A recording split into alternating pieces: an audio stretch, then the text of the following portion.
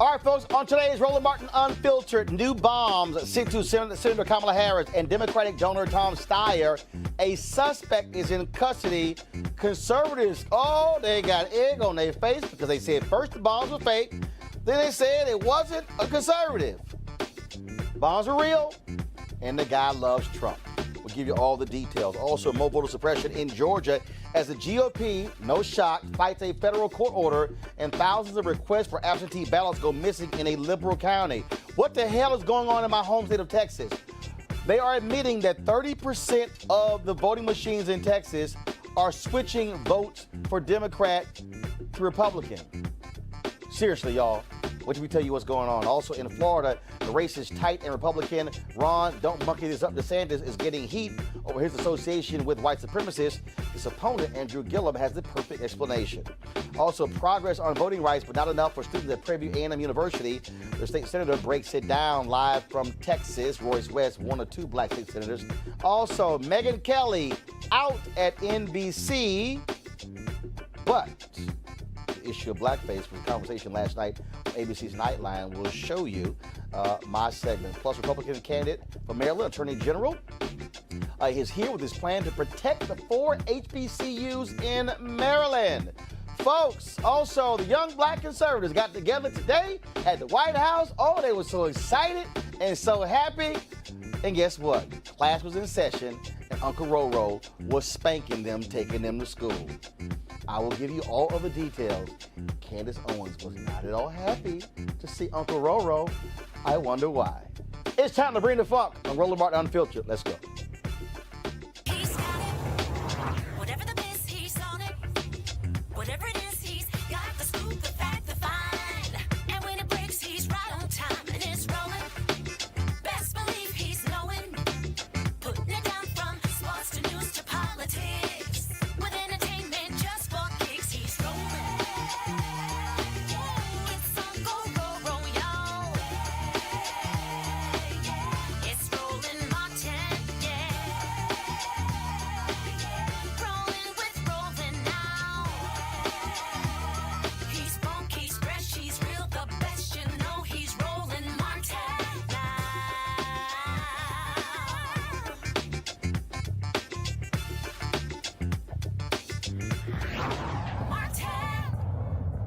Oh, folks, after several days of it being scary in the United States as bombs are being mailed to a number of Democrats, 12 in total, a suspect is now in custody in the state of Florida. And we also know that the suspect is a huge supporter of Donald Trump.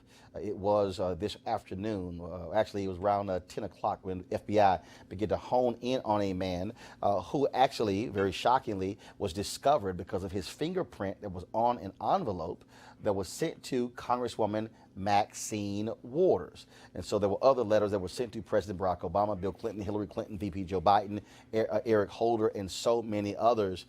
There's lots of fear that was taking place. The suspect's name is Cesar Sayoc, and here's a photo of him at a Trump rally. First of all, right here, here's also a picture of his van filled with pro-Trump and anti-democratic and anti-media stickers. Now, conservatives were trying to say, even Donald Trump tweeted, oh, this is fake, it's a hoax. The bombs weren't even real. But federal authorities say, not true. Attorney General Jeff Sessions had to admit that he might have been partisan. Here's the question and Sessions' answer. Sessions, could you tell us plainly, why was he targeting Democrats? I don't know, other than what you might normally expect. He may have been appears to be a partisan. And folks, not only that, President Donald Trump, again, he was the one who was tweeting, oh, this is fake. And of course, Geraldo Rivera also was saying the exact same thing. And I'm going to pull up in a second, Candace Owens, the darling of the conservative movement. She tweeted, there's a 0 chance this was a conservative. Guess who's now deleted her tweets? See what happens when you do that? Go to my panel right now, Brandon Cooper, Prince George's County Republican Party, and also Shannon Wright, of course, who is also with the Maryland Republican Party as well. Folks, here's the thing that, so I tweeted yesterday to Geraldo. I said, dude, pump the brakes. I said, we don't know. Let the FBI do their job. Because he's like, FBI needs to hurry up. I said, no, they don't. The FBI should take their time to track down the clues. Again, Candace Owens throws out there, Trump, fake, Limbaugh, Democrats did this. Now we know the truth. And this is the problem to me where folks are so hyper-partisan, they want to immediately jump to it. And on my show, I said, we are not going to speculate on who is behind this because you let the authorities do what they're supposed to do and not jump to conclusions. You're right, but you're saying the hyper-partisan nature of it. You're right. Both sides jump into conclusions at the very beginning. As you mentioned, some of the far-right commentators were quick to say that it was not a Republican, that it was a false flag attack, which I thought from the very beginning is something that you don't know and shouldn't be saying. At the same time, some hosts on CNN were quick to point out and try to make a connection to Trump. Personally, I think whether you're a Republican or Democrat, you need to condemn these types of attacks.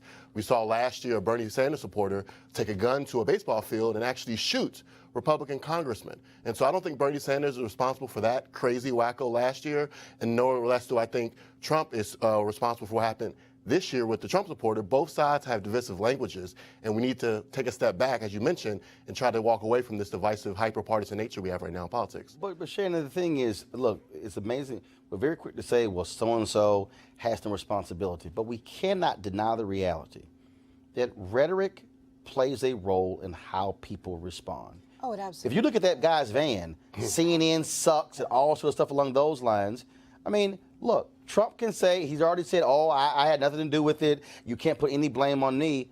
No, but you're a 72-year-old grown man, and the rhetoric that you use has a role in how your supporters take it and infer it. So, in my opinion, we're all responsible.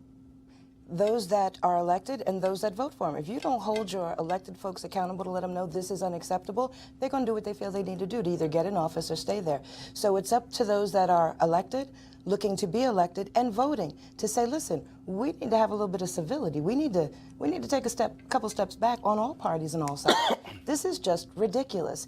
There used to be a certain level of respect for the office of the president, regardless of who was in it. There used to be a certain level of respect for our congresspeople and our senators. And that word seems to have gone out the window. And I'll be honest, this is what I said. I said this on ABC this week. And I was very clear. President Reagan, President Bush, President Clinton, President Bush, President Obama. I said I was raised to respect the office of president. I said the issue that I have is that Trump doesn't respect the office of president. And I said, and when he does, I'll call him President Trump. Until then, I'm going to call him Donald Trump. I'm sorry. I cannot respect a president who uses the language that he uses. I can't respect a president who comes out and says today, oh no, I've toned down my rhetoric against the media. I should turn it up even more so. I can't. When I was standing outside the White House today, I had one of the young black conservatives say, "Well, Trump really doesn't lie that much." I was like, "Bruh, come on now, Doc." I said, "Come on." I said, "Yeah, we've already have documented about 4,000 lies." I said, "So maybe you don't consider that to be that much." And the fact that folks somehow want to live in denial, that to me is the fundamental problem that I have. So as long as we agree, and I think we do, that there is room to grow on both sides as far as different rhetoric, I do agree that Trump has taken it to an unlevel. I don't want there to be room to grow. I mean, room to reduce. Rhetoric. No. What I want is you can have policy debates, you can have those things. But what I'm not going to do is I can't give somebody a pass who says, "Oh, beat the hell out of him and I'll pay your legal bills." I can't. That's not cool. He's taking it to a new level. I do agree with cool. that. But I do agree that there's also instances, whether it's Eric Holder talking about there were supporters, Maxine Waters talking about going after the children So of let me ask Trump you a question. administration. When you heard, again, I'm not saying that when they're you heard equal. Eric Holder I'm say definitely that, did you actually think Eric Holder was saying physically? Again, it's not about me to the same person, but to his supporters, I think it does. I'm asking add to the crowd. you, how did you infer it? It doesn't matter. Me personally, I don't take it as a grain of salt. But there are 310 million people in this country. I got you. And you gotta be careful with your rhetoric. That's all I'm And saying. clearly, someone today that is now under arrest took things out of hand as well. So we all have to be careful. Even if he didn't mean it literally, he meant it figuratively. I get it. Most folks would get it, but clearly there are those out here on all sides that don't, and we'll take it to that extreme. And I think that unless we really, well, there's a couple other things, but unless we really dial back and start to show some civility, some respect, and really pay attention to the issues at hand and cut all the drama, let the drama stay on TV. Well, but the reality is we have drama that's also created. We saw this in Louisville, Kentucky, and where 2 African Americans were gunned down by a white man in and around a Kroger supermarket in Jeffersontown, Kentucky, near Louisville. The dead are Maurice Stollard and Vicki Lee Jones. The alleged shooter is Gregory Bush. Surveillance videos show that 10 to 15 minutes before the grocery store shooting, Bush tried to enter the First Baptist Church in Jeffersontown. A member of the church, the black church, was waiting in the parking lot and saw the suspect banging on and pulling the door, trying to get inside. It was locked. But 90 minutes earlier, the door was unlocked and 70 people were inside. It could have been another massacre like the one at Emmanuel AME in Charleston in 2015. After Bush failed to get into the church, he went to the Kroger supermarket and allegedly killed those 2 African Americans. Right after that, a citizen armed with a gun engaged the shooter in the parking lot, but the suspect was able to flee before police captured him on a nearby road. This chilling account was provided by the son of the civilian with the gun. This is what he told a local television station. "Don't shoot me, I won't shoot you." He's like, "Whites don't kill whites." He said what? Whites don't kill whites. Think about it. This is a man who gunned down 2 African Americans in a grocery store because they were black. Today we learned that the killings are being investigated as a possible hate crime. You throw your hands up, Brandon, like, possible? Yeah, I just finished law school, as you know, and so I know how difficult it is sometimes to prosecute hate crimes, but based off the witness account of him saying, I'm doing it based off race. Yeah, whites don't kill whites. Yeah. I'm here to kill 2 black people. I think it's hard to prosecute hate crimes. I think this will be one where we'll see a hate crime prosecution come forth. I didn't go to law school, but if it walks like a duck and it talks like a duck, it's for folks like you that did to prove it, but we all know what it is. And this is very similar, of course, to what happened last year in New York, where there was a guy who killed a black man with a samurai sword, and the guy said he was walking around saying, "I'm trying to kill black people." And he was clear about it. He wasn't ashamed. He was clear about it. So if folks are that clear, what are we not clear about? I mean, there are some issues that need to be addressed in this country, and it is unfortunate and a shame that there have to be incidents where folks lose their life to remind us, oh yeah, that's never been addressed, or oh yeah, we still need to fix this, we still need to fix that. And when it comes time to election, people look at things and they break it down to, well, it's this party or it's that party. No, it's people. And we have to address the issues with people. We have, of course, a little bit earlier today, folks, we were at the White House. There was right now happening in D.C. is a young black conservative summit put on by Turning Point USA. Charlie Kirk, of course, is with that group, and also Candace Owens. She's all of a sudden the it girl among conservatives. Brandon is raising his eyebrows, and of course, all of a sudden Kanye's praising her, and she's got 800,000 Twitter followers, and folks are doing these glowing profiles of her. Well, here's the deal. Their conference started yesterday. Last night, Donald Trump Jr. He, of course, spoke to them. I'm going to pull up one of his tweets earlier. So one of the things they were complaining about, major media not covering it. Well, here's the deal. We actually tried to get credentials to cover the summit. We got a letter from them saying we were approved. Then it was like, oh, I'm sorry, my bad. Y'all are not approved. Because the real deal is Candace Owens chose to block us. She's blocked me on Twitter because she can't actually stand a level of accountability. But see, here's the problem. They don't control the White House. And I've been invited to numerous things at the White House. And so she was a little shocked when she saw me at the White House. But first off, they were in the East Room where Donald Trump spoke to them. Before him, Secretary Ben Carson spoke to them as well. And they claim it was about 400 people. I've been in the East Room, it's been packed. It wasn't 400 people. But again, this is some of what took place today. Let me mention in Baltimore, where I'm from. Yeah. Most of those police officers are black. Most police officers, it's not always white folks. Oh, no, and I said that on the show. It's about respecting authority. Because here's the piece. But it's not even disrespecting authority. For instance, I'll give you an example. There's a brother who was in Connecticut. The cop told him, he said, get on your knees. Dude, the video was stunning. Go look it up. In the hallway. No. This is the brother. This is the brother. This is him going down. Right. Okay. This is the cop. Kicks him straight in the head. That's a piece of power. No, hold on. Knocks the brother out cold. Goes to trial, he's acquitted. Well, how do you balance that with a Michael Brown? Right. So is it about an Obama administration? Wait a minute. Is it about police? Is it about police or just white police? He asked the question. Yeah. What I've said, not just here, I've said on television that it's not just a question of white cop versus black cop. It's also a question of blue. So for instance, imagine a gun. Brother, there's a brother right now in Chicago, okay? This is one of the most thuggish cops.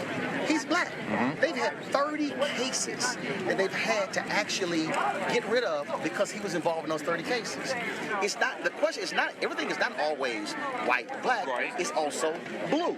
So for instance, I give a perfect example. The black cop who was killed in Baltimore. When the last time you known of a cop who got killed and they ain't arrested the person who did it? He was speaking. Roland, if you know who it is, then you're not going to be able to arrest him. If you don't know who it is, you're not going to be able to arrest him. No. I guarantee. So do they have the suspect? It was one of the cops who did it. Okay. You know why? Is that brother was testifying with the following week to the grand jury. Because, bro, you ain't never. This guy. You ain't never known a cop. I mean, but what happened though? But who did it? One of the cops did. All right, y'all. That was a conversation that took place outside of the White House after Trump spoke. Here is Trump speaking to the young black conservatives. Thank you very much. What a group. We are grateful to Kanye West. How about Kanye? I don't know. And, you know, Kanye was very interesting because we get these poll numbers and a lot of them are fake polls. I call them fake polls. And one of the pollsters comes, Kanye leaves, and Kanye's really a great guy. He's a little different, do we say? He's a little different. But he's a smart guy and a good guy. And Kanye came up and he hugged me, and he's wearing the Make America Great Again cap, and he said, this cap, I feel like Superman. But he understands he's really something very, very special and interesting, and I see why people like him. But he came up, and a couple of days go by, and the pollsters come in. You know, you're falling asleep. They're giving you the same numbers that they've been for the... Sir, what's happened with the African-American community? I said, I don't know. Tell me, what's happening? I don't know. I wasn't thinking. They said, your numbers have gone up like 26 points, which is unheard of. And so I think Kanye, he may be the most powerful man in all of politics. All right, folks. So here's the deal, because this is very interesting. So let me tell y'all what happened. All right. So before Trump comes in and speaks, and so we're in the back of the East Room. All the media's back there, and so a couple of cats walk up to me, Mr. Martin, good to see you. How you doing? And so we're just taking pictures or whatever. And so then like a couple of others come. So there's this one young brother. I don't know where he was from, and so he's decked out in all kind of Trump stuff. And so he's just like ranting and raving. and just getting just real loud and crazy. And so he's like, well, you know, how dare you support Planned Parenthood, aborting kids? He's going on and on and on. He says, government money has been used to abort kids. I said, brother, you know there's a thing called the Hyde Amendment, which prohibits the use of federal funds for abortions. No, I ain't never heard of the Hyde Amendment. I said, look, they said, do me a favor. I said, if you're going to come in the White House and start spouting stuff, I said, can you please at least go read before you start talking? Or at least attempt to Google it right now. So then all of a sudden, several other brothers start coming over, and so they're talking. And so then we're engaged back and forth, and like in other media, all of a sudden are turning cameras on. Like, what the hell's going on? Because like literally it's me and it's about 5 or 6 or 7 people, and I'm just sitting there kind of like, okay, take on you, then you, then you, then you. I'm like, ain't the first time that's happened. But here, and so the same thing happened outside. Here's the problem I have. First of all, we've had black conservatives for decades. This ain't new. We've had young black conservatives for a long time. This isn't new. The problem that I have is most of them don't know a damn thing about the history of black Republicans. They were spouting stuff, and I'm going, you don't even know who Arthur Fletcher is. You don't even know who any of these folks are. And I'm literally just standing there looking at them going, can y'all please go read a book before you start spouting stuff? Brandon, you saw one of the live streams one of the cats had. And again, that was really my biggest, they're following behind Candace Owens like she's the black messiah. And she about as deep as mustard on a hot dog. So yeah, the reason I raised my eyebrow when we mentioned Candace Owens is, again, I think the Republican Party is big enough tent for all people. I have different tactics than Candace Owens, so I don't necessarily think I'm in the same part of the wing as hers. But it's interesting that she's risen so fast, so quickly, when literally in 2016, she was running a website attacking against Trump. She was an anti-Trumper during the election, and now she's in the White House leading, and as you mentioned, some people are saying she's leading the black conservative movement. I don't necessarily think that, but she's a factor of it. She's have a diverse following. Again, I'm open to it. It's not my tactics, but I think she's reaching an audience of people who may not be reached by my tactics, so I'm all for it. They're having a conversation. Here's the thing, Shannon. I tweeted this. As a matter of fact, I sent them an email. I said, guys, you could try to deny us credentials. I said, I've interviewed nearly every major black conservative in the last 25 years. I know brothers and sisters who are at the table, who are involved in public policy, who are engaged in things on the ground in states all across the country. I said, y'all are following behind a YouTuber. Yeah. So here's the thing. There are folks that get involved and try to rise for whatever their own personal gain is, and there are folks that get involved because they actually want to see a change and a difference in their communities. And there is a difference in the strategies and tactics depending on what your end goal is. My end goal is my community. For some other folks, their end goal is their community. For some, it's not. And it's kind of obvious when it is and when it isn't. See, I think, because one of the things that was interesting, a bunch of them were saying, this is the most black folks ever been in the White House. I'm like, this happened about 10 times a year under Obama. I just want to let y'all know. I said, matter of fact, last time I was here, this whole room was filled, the hallway was filled, the other room was filled, and the foyer was filled. I said, so y'all may want to pump y'all brakes. But the second thing that was very interesting is that, like one brother came up to me, he said, you know, I'm upset because you attacked Kanye last week. I said, I didn't attack Kanye. I said, I deconstructed Kanye. He was offended that I fact-checked Kanye. And I said, brother, this is the problem that y'all have. I said, you don't want to be critiqued. You think that if Candace says something or Kanye West says something, and then I then critique it with facts, you call it an attack. I said, that's not an attack, that's a critique. I said, he's like, well, I just don't believe black people should be attacking black people. I said, well, don't say something that's wrong. I said, you're running, but and they literally remained just spouting stuff off that there was no substance there, Brandon. Yeah. And that was the issue that I had the most, that they were just, like, you saw it, the one guy was like, well, you know, we got to end welfare. Like, Section 8 housing. Bruh, that's not welfare. Yeah. That's Section 8 housing. Typically, when you talk about welfare, you're talking about SNAP programs and things coming out of the Department of Agriculture. And it was like buzzword. It was just buzzword versus, I said, either y'all want to have a conversation that's about public policy and issues. Because one of them said, well, Democrats, you know, it's like, let me just keep giving that votes to Democrats. And I said, and tell me when the Republicans show up in black communities to compete for them. And they could not articulate when it happens. So on 2 points, just on that first point about black conservatives showing up in the communities, tomorrow the Black Conservative Federation is hosting a National Day of Action. Deontay Johnson, they're going out across the country to do exactly what you're talking about, not just the show. Where y'all going? They're going in Georgia, Florida, Prince George's County, Chicago, all the places like that. But what are they doing? They're what are they doing? Again, I was just on to your point. I wasn't No, I'm asking what are they doing? Doing out canvassing, getting the message out, talking to voters. Either way they do that. Again, it's just to your anecdote about that part. Not a lot of them are doing it, but I want to give credit to the Black Conservative Federation for doing that. But to your other point about not How many cities are they going to? You got to check the website, at least 10 or so. Okay, all right. Yeah, well, check it out. But anyways, the main point was, to your point, I agree, about not being willing to be critiqued. I think the problem in politics today is that we have tribes in both parties who go to their corners and don't like to have a conversation. I want to give credit to your show. Every show you have a conservative or Republican on the show. More than any other show I've seen, either on basic cable, premium cable, or online. And I think that's what we're missing is this ability to have a conversation and be critiqued. I think iron sharpens iron, and I think what you saw today outside the White House talking to a lot of young conservatives who've never had a conversation with someone outside of the thinking zone. Oh, no. Trust me. And they were trying, and I was laughing at them, too. Because I said, look, if you're going to come for a big dog, I said, you better bring your stuff together. I said, I'm going to embarrass you. So let me tell you what happened with Lil Candace.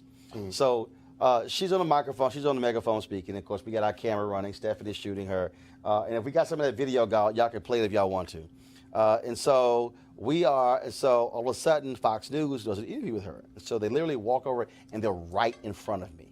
So literally where Shannon is sitting, matter of fact, not even that far, they're doing the interview. So I'm standing there. I'm not going to move. So this is exactly how I'm standing, like this here. Hands in my pockets. Just watching, and I'm watching the speaker, I'm watching other people, and watching them interview. So when the interview's over, she turns and sees me and just, and gives me this nasty look. And I just smile back. What are you doing here? And I said, I cover black stuff, Candace. This is a black event. And are you here just to smear us and lie about us? I said, no, there's a camera over there. We're actually recording what's going on. And this is where she screwed up. She says, well, look, I want to know, why did you call Republicans Uncle Toms? You've never. And sellouts. You've never. And you called me a coon. I said, pull out my card. I said, here's my card. You send me the evidence where I called you a coon. Oh, yes, you did. That's why I blocked you. I said, I will wait for you to send the evidence, and then you're going to apologize because what you just said is a lie. And see, that's the thing. So one of her little imps who was walking behind her, he says, oh, we got the evidence. I said, all you got to do is send me the email. I said, I'm going to give you my card, too, because you're going to apologize to me when I'm done. And then Charlie Kirk, he comes up to me, and he goes, hi, Roland. I'm like, how you doing? Okay. And he's looking at me. He's like, and I go, how you doing? Then I finally go, who are you? He goes, I'm Charlie Kirk. Like, I have to know who the hell Charlie Kirk is. And so, and he goes, I said, well, y'all clearly didn't, y'all took our credentials. I said, so when y'all gonna come on the show? Well, we'd be more than happy. I said, so when you gonna do it? I gotta ask Candace first. I said, why don't you go ask Candace? I said, because both of y'all are running from me. See, what I don't have is, because see, I got no respect for you when you go do the Hill TV, which is in the same building as us. But you say you trying to talk to black people, but you won't come talk to black people. See, that's my problem, Shannon. See, okay, but again, there's an issue. There's a difference between folks that are about this life to make a change in people's lives and that are about this life to make a change in their own lives. And there's a difference in, again, the strategies and the tactics.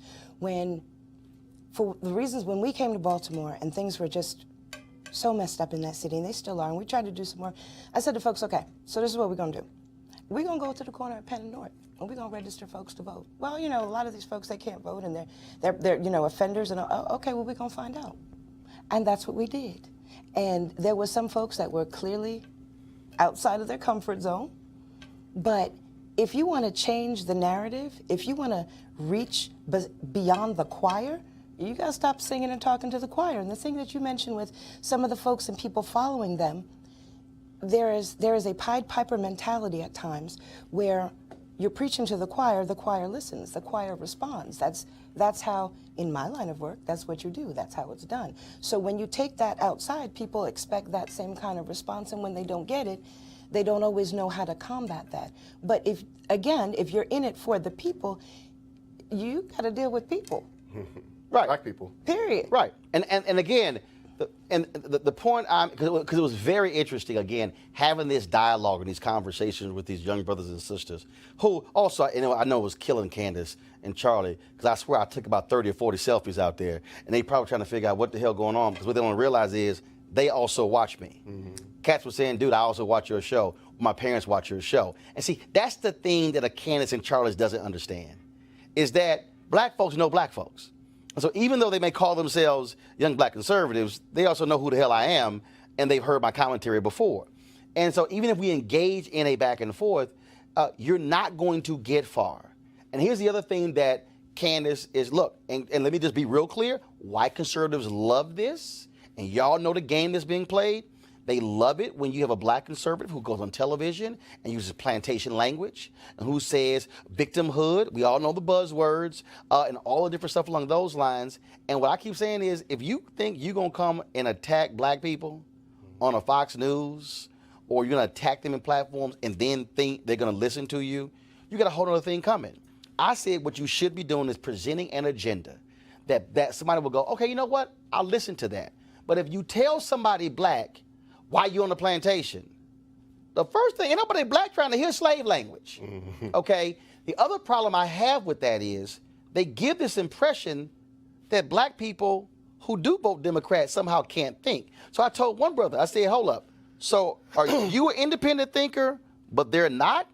Because the reality is, African Americans are some of the most astute voting people out there. Because people say, oh, y'all, people just vote for Democrat. No, black people act like black people know what they're doing. Black folks know exactly what they're doing when they're voting, Brandon. Yeah, I don't want to disagree with that, but I do want to point out, to your point, when you say that some of the people you talked today outside the White House were saying that black Democrats are mindless and you don't know what they're voting for, that same argument has been used against black conservatives. So all I want to point out is I use the same argument against, if somebody wants to use that argument against black people, I can use the same argument for white, poor folks who live in communities, but here's the problem. The problem is, if you're a black Republican trying to get black people to listen to you, you don't condemn them and demean them and act as if they are dumb and just following somebody else, as opposed to going, wait a minute, black people are making conscious decisions based upon a set of reasons that are clearly defined. And as long as Republicans are unwilling to engage with black people, hell, of course anybody black gonna consider you, because you won't even come talk to black people. And let's be clear, some Republicans, don't say all. We have a Republican come on the show later today who's not scared to engage with black people. No, I got you. So not all Republicans. But let me say this. To your point, I agree with you. We should not demean Democrats for voting how they vote, but I think that should be applied in a reverse way as well. I'm telling you, watching the coverage of Kanye West after his vote, even your coverage a little bit, Roland, I understand you don't agree with him, but the idea that you're basically devaluing him and his thought and his opinion, no, actually, because you don't agree, you were more factual. No. But watching Don Lemon's show, watching other people's shows, I ain't Don Lemon. I agree, but how the narrative.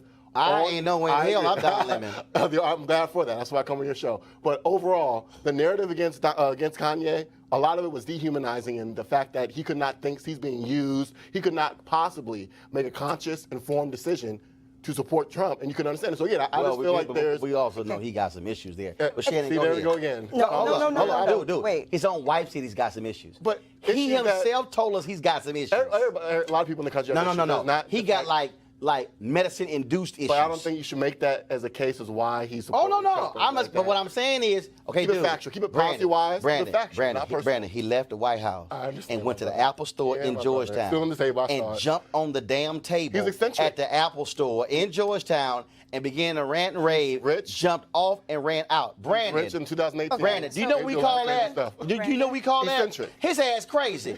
I was gonna say, put the rope down. Stop spinning. Right. Leave it alone. Yes. Right. He was trying, Shannon, but damn it. I'm just saying. You know what? Respect their beliefs. Don't go to policy and facts like you do. Don't talk about the person. Don't talk about personally. Hear what you're saying. However, there are certain times in our history, both past and more recent, where there are some points to be made for doing some work on healthcare, specifically mental health care.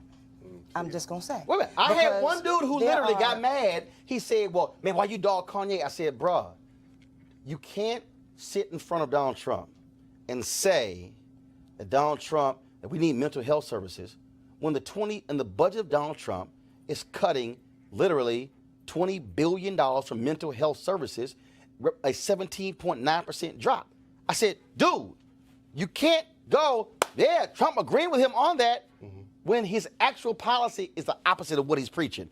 Kanye was saying, we need help with mental services, and Trump is sitting there going, oh, look at Kanye, knowing full well he's slashing $20 billion for mental health services. Like I said, a lot of the issues and things that we've seen in our society over the recent years stem back to some folks that need some assistance. Seriously, all jokes aside. I love to stay on the policy topics of it and talking about that way. And you, like you said today, outside the White House, you were cutting them up based on policy, and that's all for that, on facts. But when we get to the personal, it was hurt them too. I saw it. When you get to the personal and dehumanizing part on either side, I just dislike that. Well, again, Ray Baker Media joined us, and again, Ray, I tweeted this. Candace Owens, you gonna apologize to me, because see, she did the same thing when Darrell Scott had to roll up on me at the Republican National Convention, said, you called me an Uncle Tom and a coon. I said, show me the proof. I said, you ain't got proof. And he had to apologize for that screw up. See, this is the mistake that Candace Owens makes. First of all, I'm a grown-ass man. That's first. And the mistake that they make is they act as if I've never talked to black Republicans. And see, she's a Johnny-come-lately. 2016, to your point, she was running a Donald Trump, anti-Donald Trump website. She's no different to me than GOP black chick Crystal Wright, okay, who was trying to help my man Kendrick Meek get elected as Florida United States Senator, Democrat. And all of a sudden, a month later, she's like, yay, I'm a Republican. No, you're trying to get paid. We know the game recognized game. And Ray, that's what we're seeing here. And let me be real clear, I want you to speak on this.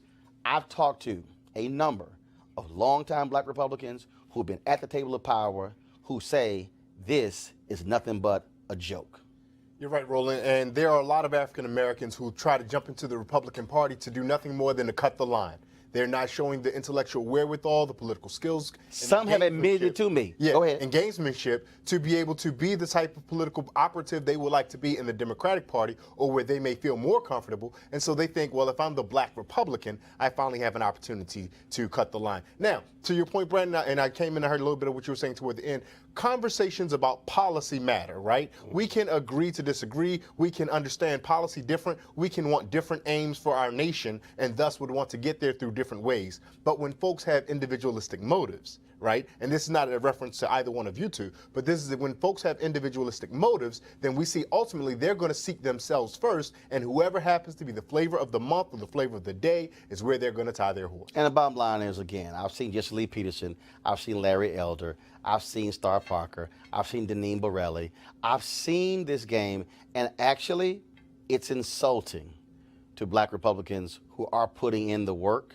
to see folks who somehow, where you have white, conservative, typically evangelical money, throw their way at these folks. Look, and I said it, I blasted him on this show.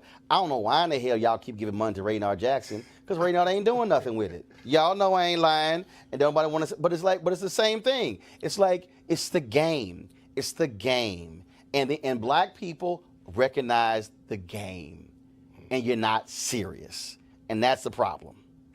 It is, and you find that, like I said, all over, in all walks and all lanes of the road. So here's the great final comment. Go ahead. But one of the things, though, about the game, politics, public policy are people's lives. Yep. And so if you want to hustle and you want to get a hustle to be a sports manager or in the entertainment business, whatever, we can laugh and joke about that. And that's what we were talking about But when we before. talk about public exactly. policy, that when you are, lives. and that's what we're talking about, the difference between the strategy and the tactics, whether you are in it for your own personal gain or for people's gain. Yep.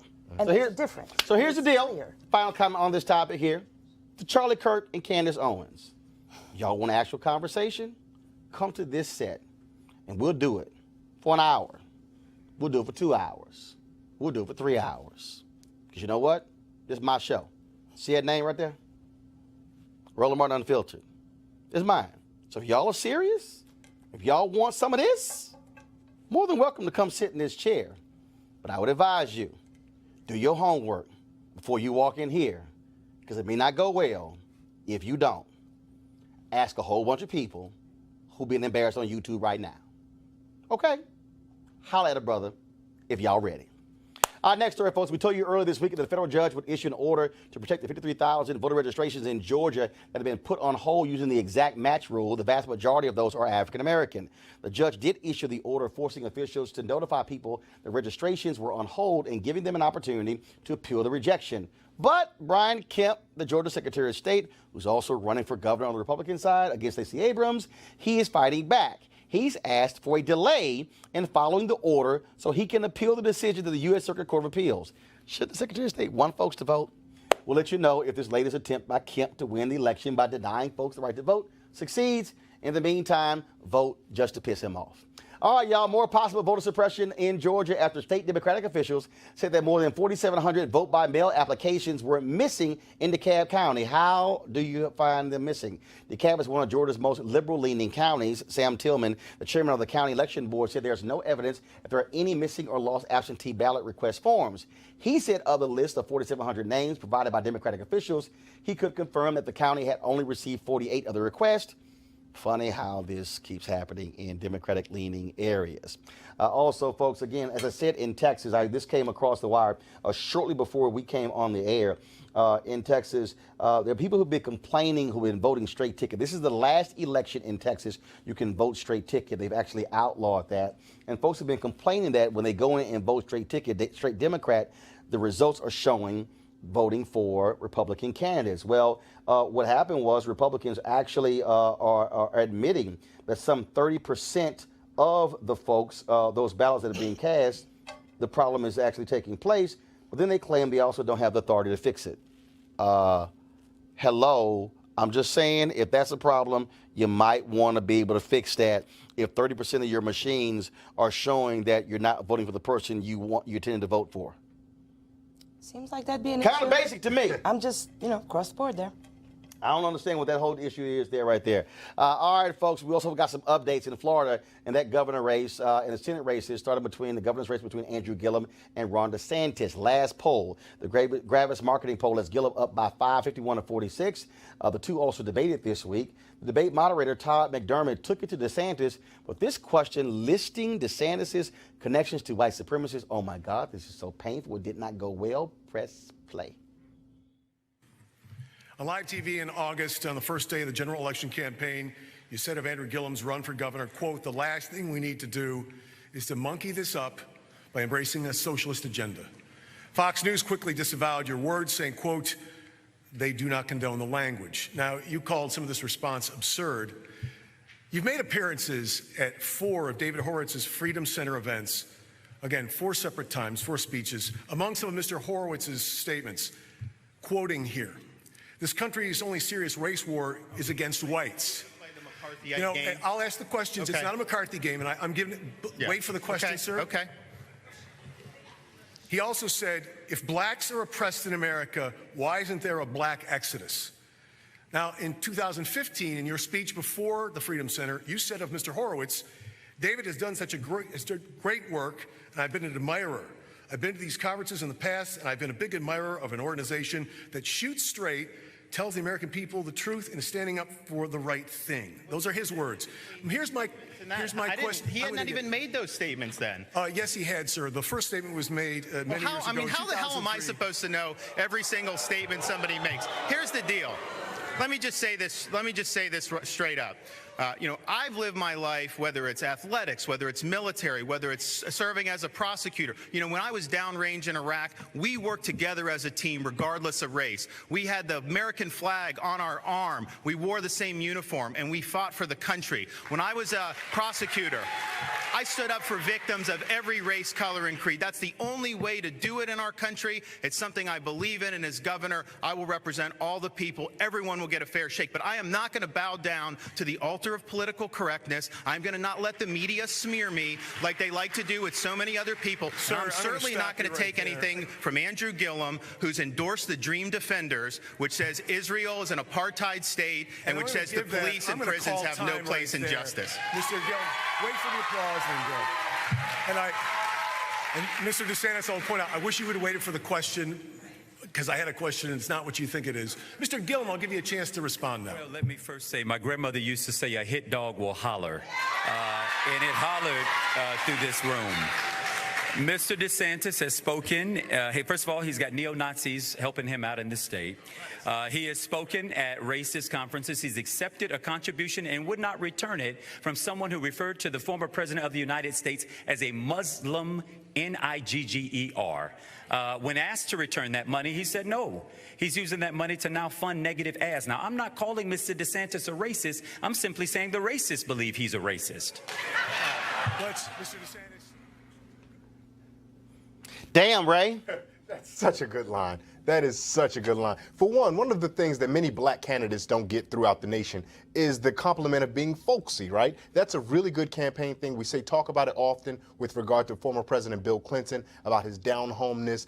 People thought good things about President George W. Bush, a guy I'd like to have beer with, that folksiness, right? Andrew Gillum, beyond being as wildly intelligent as he is, also has that everyday Southern charm. So when he starts that piece with, well, my grandmother says hit dogs holler, there are folks who may not understand all the heavy political and policy jargon, go, yeah, I know what that means, though. I know that means that the guy just right now is defending racism in a way that don't feel right. And at the end, when he ends it with, I'm not saying you're a racist, but the people who we know to be racist sure seem to like you. Shannon, it's a little hard when you have a person who's giving your campaign a lot of money, who called Obama a Muslim nigger, and you don't get the money back.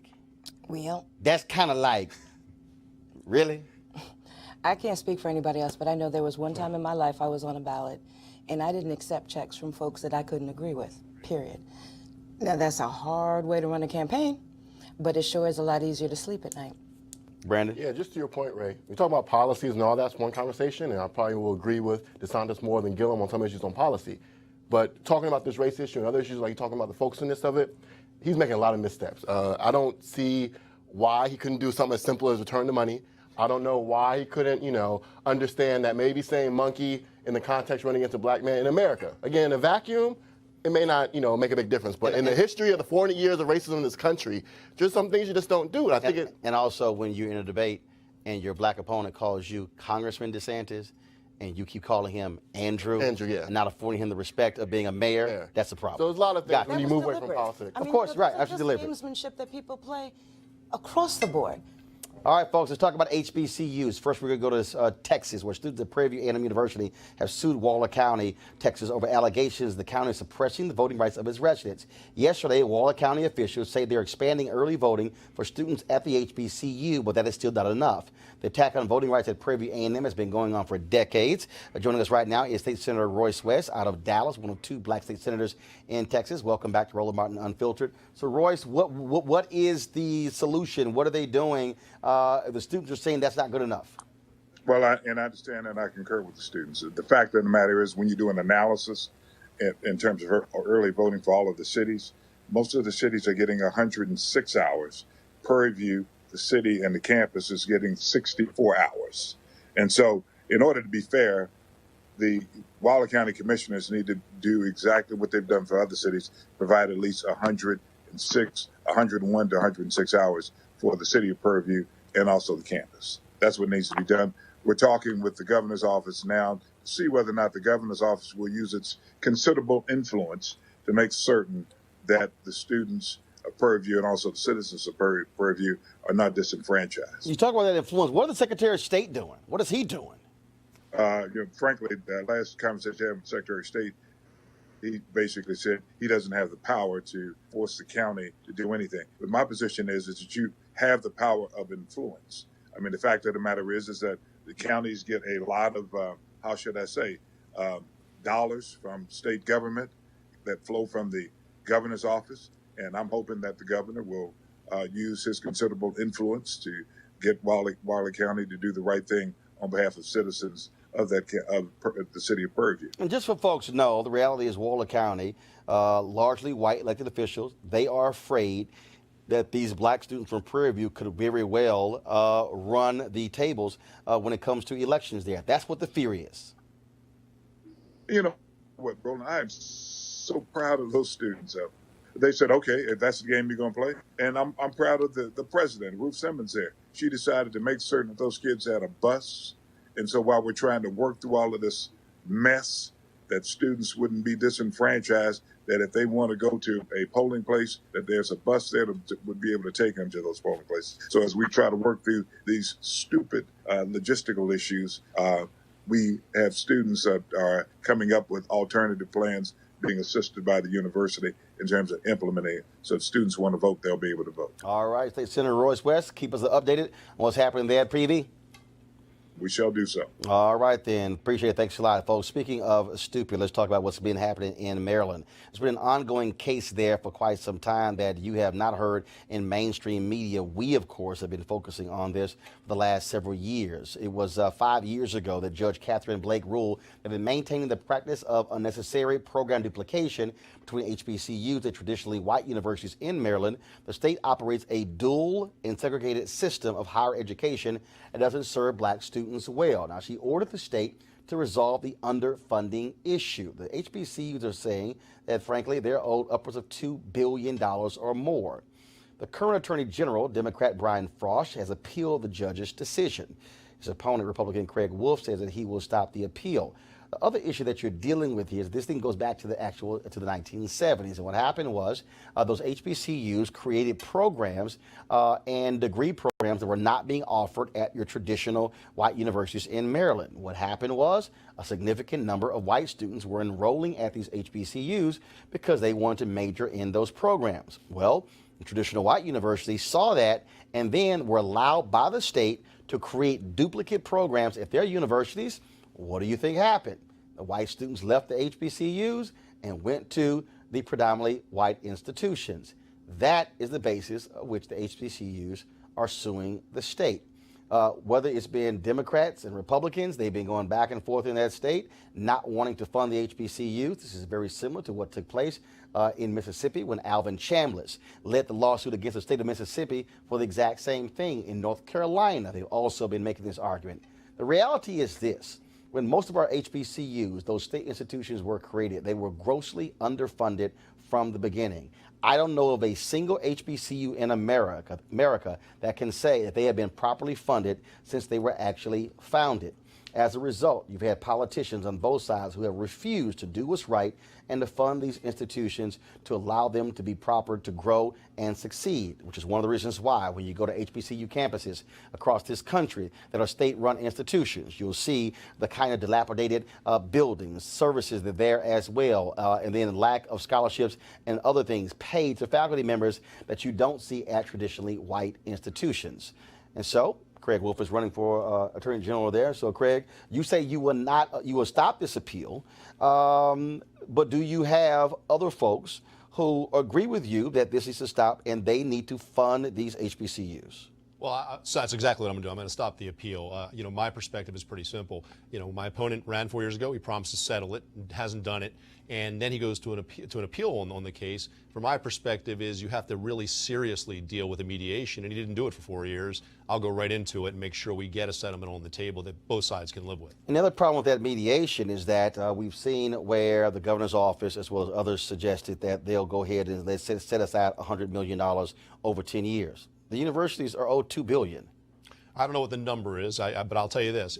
It's got to be decided by both sides, and ultimately the legislature and the governor have to agree. So you have to find a way to work across the aisle. You have to work with both sides, but you got to have the energy and the will to do it. And again, that's part of the problem, and that's one of the reasons I'm running is because I don't think my opponent is focused on what needs to be done in the state, and this is just one area. The issue that I have here is that this has been going on for a very long time. And it is as if officials in Maryland don't want to have to deal with this. And these universities have been spending. First of all, these are state universities. So the money they're spending state dollars suing the state. Absolutely, and the defense of the lawsuit obviously is taking a lot of money out of it. My mother was a graduate of Coppin State, so I know what they can offer. I know the programs they can offer. But yeah, when you start duplicating the programs in the state system and drawing away students from those schools, they're going to have trouble surviving in the long run. We know there are only 100 left in the country. We've lost, 15%, 20% over the last 20 years. If we don't properly fund these, give them the unique curriculum they need, then they will go under at some point. So I think the Attorney General of Maryland has to be focused on that case, among other things that you have to focus on. Ray Baker, you have a question? One of the things that I thought was interesting is that this lawsuit is really wide encompassing. In fact, there were arguments made by several HBCUs, particularly that a campus in the state of Maryland, state-funded University of Maryland, Baltimore County, many remember it for its sweet victory in the NCAA tournament, was created in 1960s, if I'm not mistaken, the late 1960s. Meanwhile, Morgan and Coppin and Bowie State and University of Maryland Eastern Shore that had been in existence since the 19th century were still scrounging for dollars where the state would go and build a new PWI. So there's a myriad of issues there. You spoke about mediation and you spoke about bringing folks together. Specifically, I would ask you, would we just stand down and go ahead and allow the judge's award to move forward? I think there's no award. The problem is she found in favor of the plaintiffs, but there was no agreed sum or so. You can send it back to the judge and say, Judge, you should just settle this, and then I don't think the result will be happy for anybody in the case. I think it's better if the Attorney General works with the plaintiffs in this case. The definition of a good business agreement is where everybody runs against the table and nobody's happy, right? Yeah. But the idea is you've got to take the time and effort to do it. One of the things that I find appalling is that the judge in December said that the Attorney General hasn't been meeting with the other side. And he's had this case for 4 years and he's sat on it. And again, he promised to bring the parties together to put curriculum and money on the table. And he said, I'm the guy to do it. And now he says, I'm blaming the governor. I'm blaming somebody else. So, again, it's his job to put the settlement on the table. Real quick follow-up to that. If you talk about the challenges if the state legislatures and governors past of both parties have not done this thus far, what faith should HBCU supporters in Maryland have that this legislature or this governor, whether it's Mr. Jealous or Governor Hogan again, would get it done? Well, I think Governor Hogan wants to settle this. I think he wants to put the universities in good stead. I think he wants to get that done, and I think the legislature does too. And I think the problem is the thing standing in the way has been the Attorney General. The Attorney General, his job is to create a settlement. That's his job. If he's going to try to settle, if he wants to appeal it, that's his perspective, that's his prerogative as well. But it's his job to put a settlement on the table that goes to the legislature and goes to the governor. I can't imagine in the state of Maryland that you put a reasonable settlement on the table to the legislature and the governor, they're not going to sign off on it. And of course, you'll be talking to them during the negotiations as well. All right, then. Well, we certainly appreciate it. We'll see what happens. Thank you for joining us. And of course, we also would welcome the Democratic Attorney General in Maryland to come on the show, talk about why he's appealing this decision. Got lots of time for Election Day. All you got to do is call us. We'll have you right in the same chair. Thanks a bunch. I appreciate it. Thank you. Folks, Megyn Kelly Today is over. NBC announced today the show will not be returning, and that hour of NBC's Today Show will be hosted by other Today Show personnel. How about the brother who was doing it before, Al Roker? A lot of you have been asking about Tamron Hall, but folks, she is no longer at NBC, and she is slated to launch her own syndicated talk show with ABC next year. But the controversy surrounding Kelly's blackface comments did provide an opportunity to talk to a wider, largely white audience about the hurtful and harmful practice of casually denigrating African Americans. Yesterday, we showed you my appearance on Megyn Kelly's show, which took place on Wednesday. Last night, ABC's Nightline did their own piece, and here's what they had to say. The once unapologetic and uncompromising Megyn Kelly finds herself apologizing for the controversial comments about blackface, sparking outrage and an intense debate over cultural appropriation, all while the fate of her show hangs in the balance. Here's ABC's Lindsay Davis. Take a look at what some now say is an offensive costume. Tonight, Megyn Kelly's fate hangs in the balance, just days after the journalist defended wearing blackface on her morning show. But what is racist? Because so truly, you do get in trouble if you are a white person who puts on blackface for Halloween, or a black person who puts on whiteface for Halloween. Like, back when I was a kid, that was okay as long as you were dressing up as like a character. Kelly and her panel were discussing costumes like this one, worn by Real Housewife Countess Luann de Lesseps, dressed as Diana Ross. She made her skin look darker than it really is, and people said that that was racist. And I don't know, I felt like, who doesn't love Diana Ross? She wants to The comments sparked fierce backlash, even inside NBC, with Kelly taken to task on air by members of her own network. She owes a bigger apology to folks of color around the country, because this is a history going back to the 1830s, minstrel shows to demean and denigrate a race. And according to Variety, NBC News Chairman Andrew Lack condemned those remarks during a staff town hall, saying there is no place on our air or in this workplace for them. The level and frequency of criticism was pretty unprecedented. This is supposedly someone who is one of the top talents on your network, and you basically turned against her.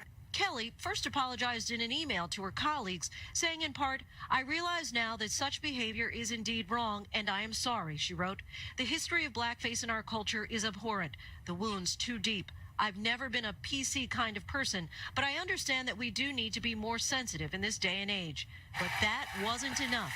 Just 24 hours after the initial comments, and I want to begin with 2 words. I'm sorry. A second apology.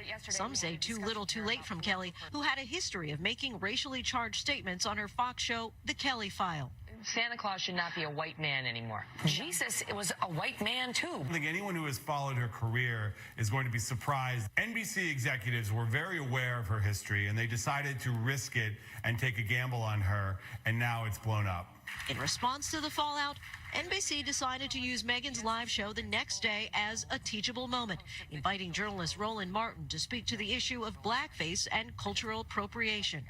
Roland, I did listen yesterday, and what was very clear in what I read and what I heard is that the history here, when it comes to that term and this issue, is deeply disturbing.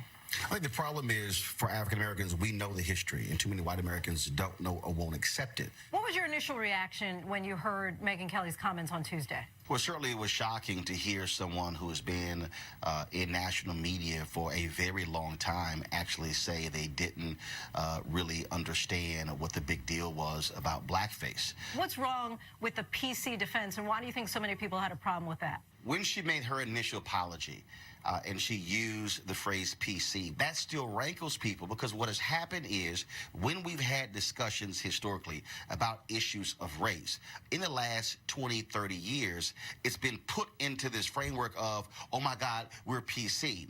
And so, as if we can't talk about these issues and not be upset about it. What they have to understand is that allowing those things to just take place over these decades and centuries has been the problem. We must deal with racism. We must deal with bigotry. For decades, cartoonish portrayals of black people appeared in songs, books, movies, and as enduring American characters. You know what trouble I was talking about? Like Mammy, Uncle Ben, and Aunt Jemima. When you see all those images, you now begin to understand how white supremacy was able to tell African Americans, not only are you second-class citizens, but you're less than, you're ugly, you're nasty, you're nothing. Flash forward to today. In 2013, Julianne Hough darkened her skin when she dressed as a black character on the TV show Orange is the New Black. She later apologized on Twitter, writing, "It certainly was never my intention to be disrespectful or demeaning to anyone in any way. I realize my costume hurt and offended people, and I truly apologize." And on college campuses, where costume parties make headlines year after year. The disturbing phenomenon was even depicted in the 2014 movie Dear White People. We've seen this. How many white fraternities and sororities have been suspended because they had thug parties and ghetto parties? People don't understand that caricature comes right out of the minstrel shows. Something's a little off about Luann's costume. And that Real Housewives Diana Ross costume, even the Housewives cast shocked by her choice. Luann's costume is so disrespectful. I think she's tone deaf when it comes to cultural stereotypes. Now, obviously, this is something that we have seen before. Halloween seems to be a trigger. What is it that you would say to white people who are now saying, oh, so I can't dress up like Diana Ross? I can't dress up like my favorite black personality for Halloween? You can dress up like Diana Ross. Just don't put no damn black paint on your face. Kelly's position on the costume has sparked a broader conversation about race. The issue is, in this nation, we have a long history of taking what is black and then whites then doing it and enriching themselves, and black folks going, what the hell? We created that, and now all of a sudden you switch it up and now it's accepted. That's the root and the foundation of cultural appropriation. Meanwhile, reports that Kelly is out at NBC have been circulating but remain unconfirmed. As we speak, there is a meeting scheduled between Meghan's lawyer and NBC executives for Friday morning. And after that meeting, we will have a clearer sense of what Megyn Kelly's future is. After Netflix confirmed that the cast of House and Cards backed out of an upcoming appearance on her show in the wake of the controversy, NBC decided to air a rerun of Kelly's show today while execs mull over exactly what to do. It's a stunning fall for Megyn Kelly, who was a coveted get for NBC after she left Fox News. The network reportedly signed her to a multi-year contract worth nearly $70 million. This is just a really unfortunate situation on all grounds. I think Megyn Kelly is an undeniable talent as a broadcaster, but seems she was miscast in this role and then made a big misstep. While it's unclear if this is the end of Kelly's career at NBC, it is perhaps the beginning of a much-needed dialogue in America. When I walked off of her show, I tweeted that.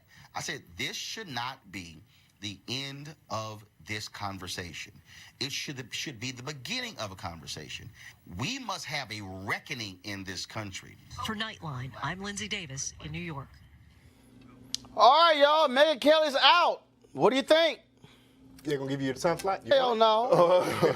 No, let's just be real clear. Yeah. Bottom line is, I think, frankly, for a lot of these white male executives, I'm too black, even though the reality is black folks, 40% of daytime viewers are African American. Yeah, but that's they don't see them. Oh, they know. They know. They don't see they that. see the 60%. They just want to see, what they see has to be correct. Well, I They mean, don't I'm see also that. concerned at how many times must Al Roker have to G-check his own colleagues for their stupid comments and opinions time and time again. So often, they are making Al Roker have to ostensibly look like a bad guy. They need to have the permanent drink that he can sit there and stir every time that someone says something foolish, as we remember from the Rio Olympics in Brazil. Because it's foolishness. Here's the deal. First of all, Megyn Kelly did not lose this show because of blackface this week. That was the final nail in the coffin. This was a bad marriage from the moment they said "I do."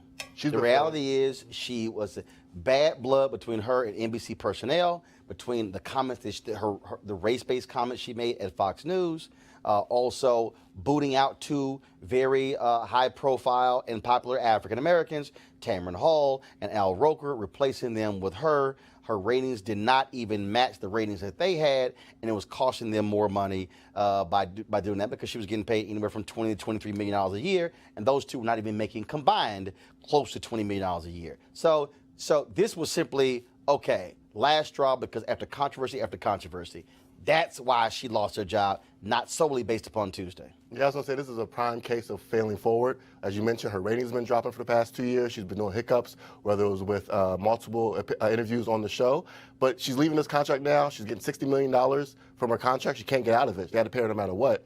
I want to know what's going on. Not that she can't get out of it. Oh, yeah. They can't get out of it. They can't get out of it. But I'm curious. She's trying to get out of it. I'm curious to see what happens next, if they bring back Tamron or Al Roker, or who's going to take the new time slot. They said they'll extend it again for Today's show. Yeah, but what's going to happen, they said they're going to be using other Today Show personnel for the 9 o'clock hour. But let me address Ray's point. Shannon, go ahead.